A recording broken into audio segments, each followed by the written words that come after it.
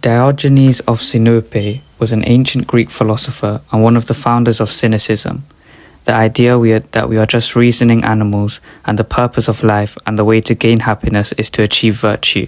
Born to a prosperous family in Sinope, his life took a dramatic turn after a scandal involving the defacement of coinage. This led to his exile, and ultimately, the defacement of coinage was a symbol to his radical rejection of conventional values. Diogenes advocated for a return to nature, the renunciation of materialism, and introduced early ideas of cosmopolitanism by proclaiming himself a citizen of the world. He embraced a life of poverty and self-sufficiency and challenged societal norms such as living in a jar or wandering public places with a lit lantern in daylight. Diogenes had no possessions except for his bowl. His house and shelter was a jar, also known as a pithos. Diogenes would walk backwards through the marketplace, and the people would scoff and laugh until one of them would ask, "Why do you walk backwards?"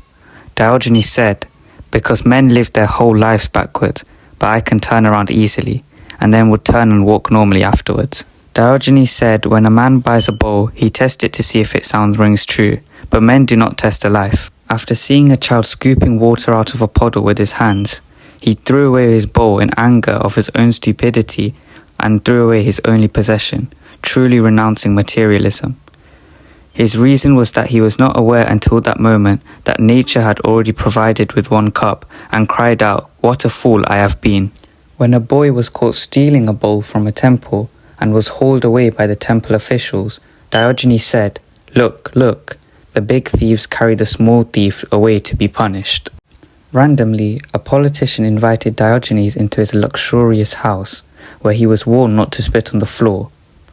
So, Diogenes spit on the homeowner's face and said, "I had no better receptacle."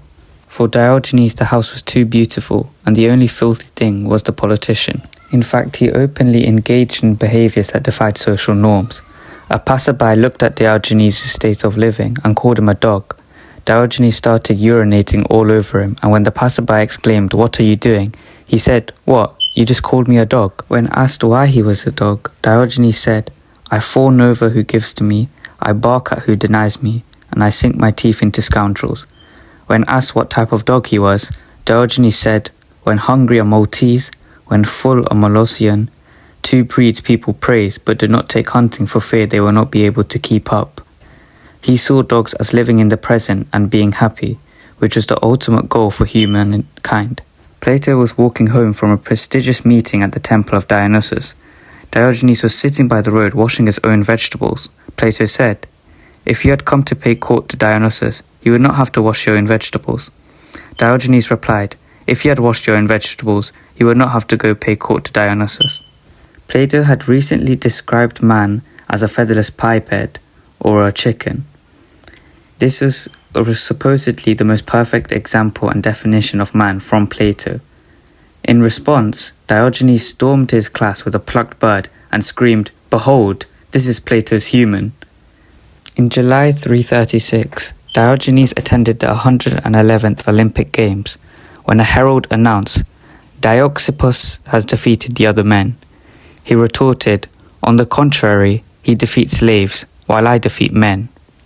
When asked if he had come to watch the competitions, Diogenes replied that he was there to take part in them to combat human ills, which are anger, mistrust, sadness, desire, and fear.